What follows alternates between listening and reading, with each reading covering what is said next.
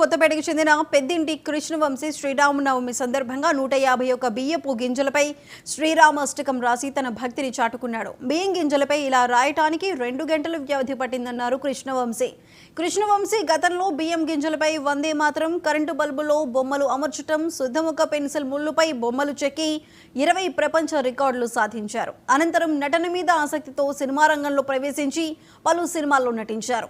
బియ్యపు గింజలపై శ్రీరామాష్టకం రాసిన కృష్ణవంశీని స్థానికులు అభినందించారు.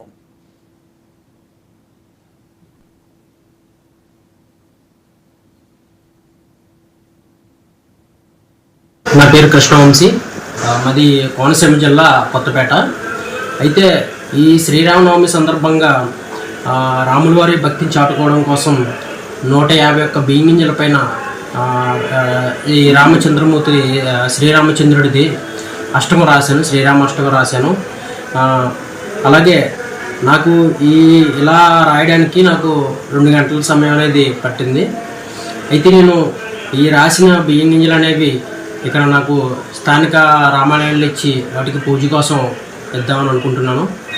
అయితే ఈ రాముల వారి అనుగ్రహం నాతో పాటు మొత్తం ఈ దేశ ప్రజలందరికీ ఉండాలని మనస్ఫూర్తిగా కోరుకుంటూ అందరికీ శ్రీరామనవమి శుభాకాంక్షలు.